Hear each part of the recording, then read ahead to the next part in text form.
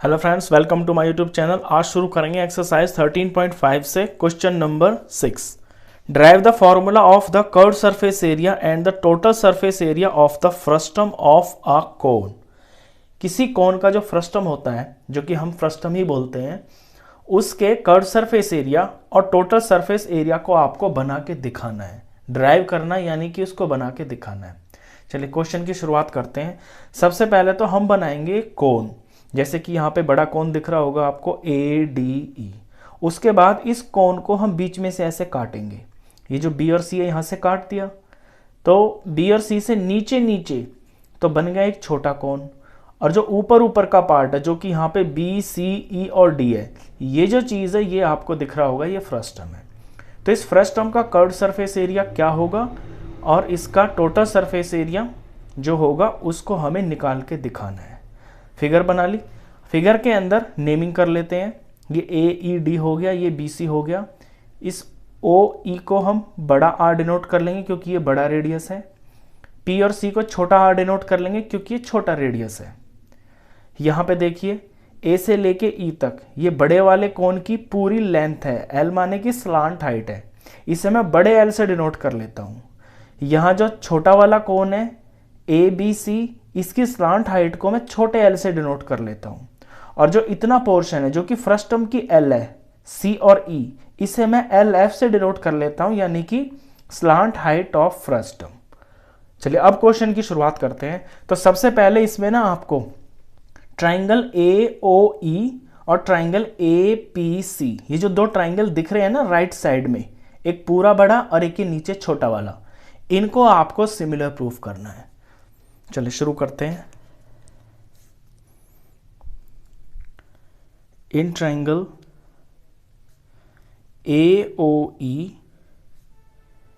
And triangle APC, इन दो triangle के अंदर AOE और APC के अंदर आपको दिख रहा होगा कि ये जो एंगल O है और ये जो एंगल P है, ये दोनों बराबर है। ये 90 डिग्री के हैं क्योंकि ये हाइट होती है ना यहाँ सेंटर से।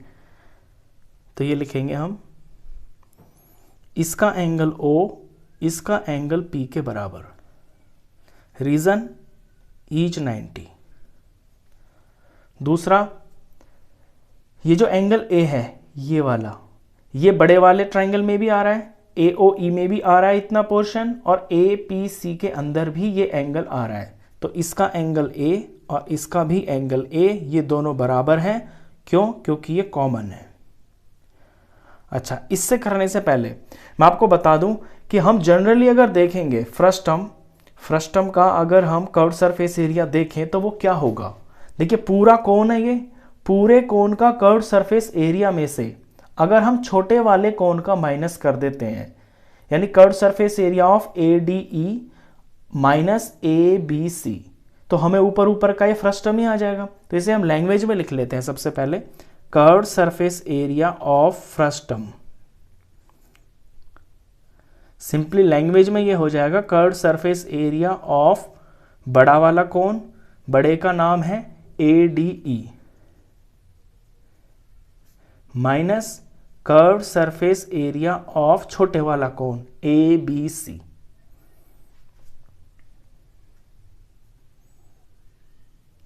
अब अगर इनमें फॉर्मूला लगाए, क्योंकि कोन के फॉर्मूला तो हमें पता है, curved surface area of cone होता है पाई RL। तो ADE में देखिए पाई तो पाई होगा, और बड़े की बात चल रही है तो बड़ा रेडियस लगेगा, यानी कि बड़ा R, और L क्योंकि बड़ा कोन है तो बड़ी वाली स्लांट हाइट लगेगी जो कि मैंने बड़े L से डिनोट कर रखी है, ये माइनस छोटे पे आते हैं। ABC का कर्व्ड सरफेस एरिया हो जाएगा पाई। अब क्योंकि छोटा कोन है तो ये वाला रेडियस लगेगा, यानी छोटा वाला, और इसकी लेंथ स्लांट हाइट ये छोटे L से डिनोट कर रखी है मैंने ये।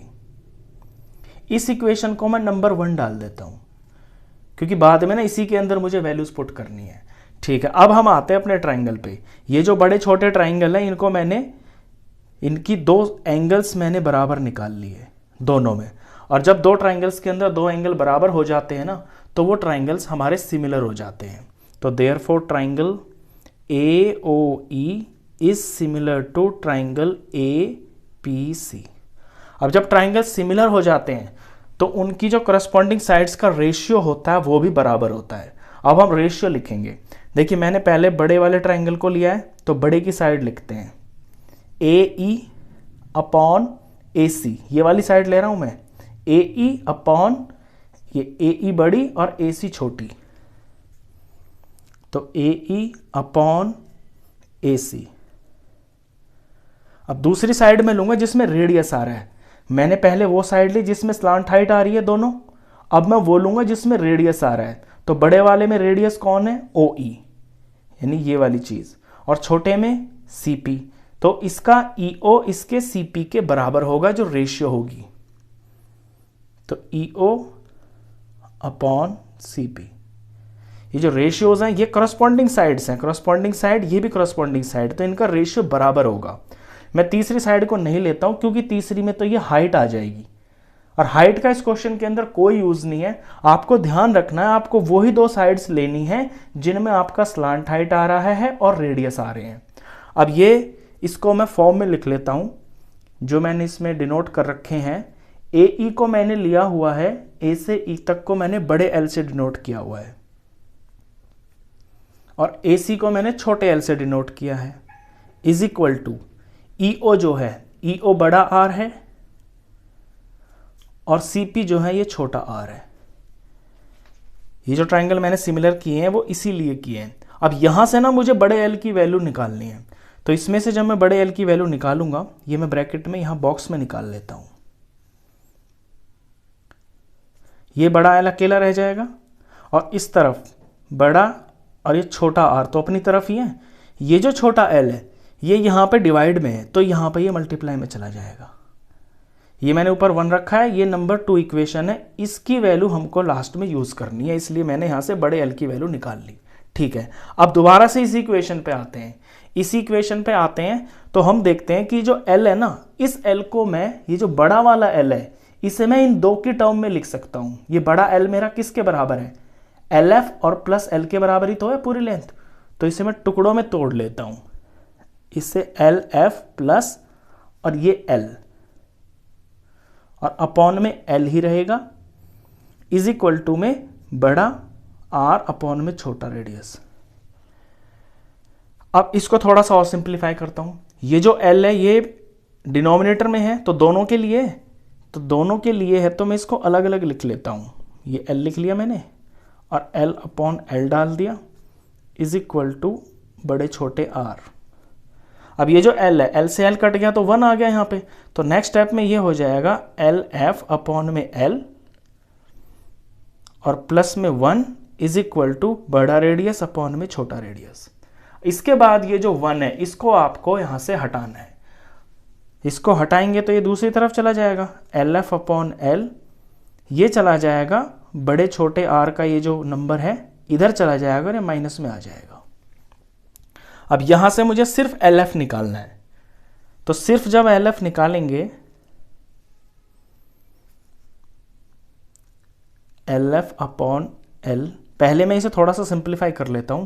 देखिए ये r माइनस 1 है ना, जब 3 नंबर ऐसे होते हैं तो इसकी इससे मल्टीप्लाई हो जाती है, तो ये होगा r माइनस ये r 1 जार r और ये अपॉन में r, ये हो गया।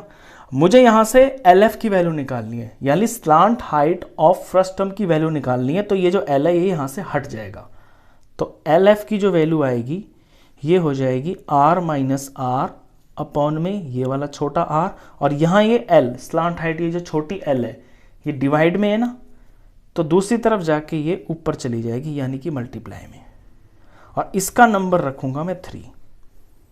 ये नंबर 3 इक्वेशन है। अब ये जो 2 और 3 मैंने निकाल लिए हैं इनका मेरा यूज होगा। अब हम वापस से अपनी इक्वेशन नंबर 1 पे आते हैं, यहां से हमें रिजल्ट मिलेगा। चलिए फिर से इक्वेशन नंबर 1 पे चलते हैं। अब फिगर का इसमें आपको कोई काम नहीं है तो फिगर को साइड में कर देते हैं।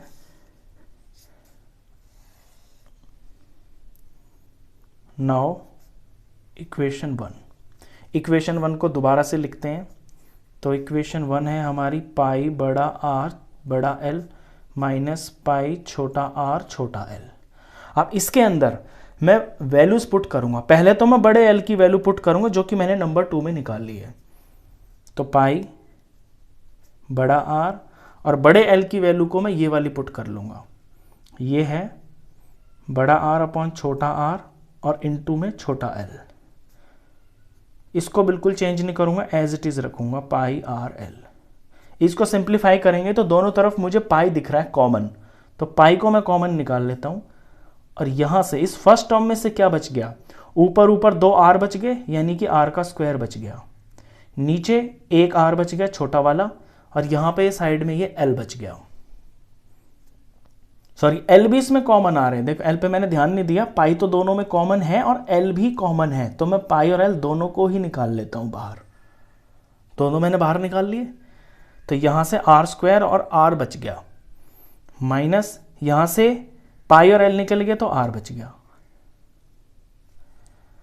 अब थोड़ा सा इसको सिंप्लीफाई करते हैं, ये पाई का पाई, ये एल का एल, और इसको जब सिंप्लीफाई करेंगे, ऐसे 3 नंबर जब होते हैं तो इसकी ऐसे मल्टीप्लाई हो जाती है, यानी आर को आर से मल्टीप्लाई करेंगे तो यहाँ पे आर स्क्वायर आ जाएगा, यहाँ पे तो आर स्क्वायर बड़ा है ही, यहाँ पे आर स्क्वायर आ जाएगा, और नीचे ये छोटा आर रहेगा ऐसे।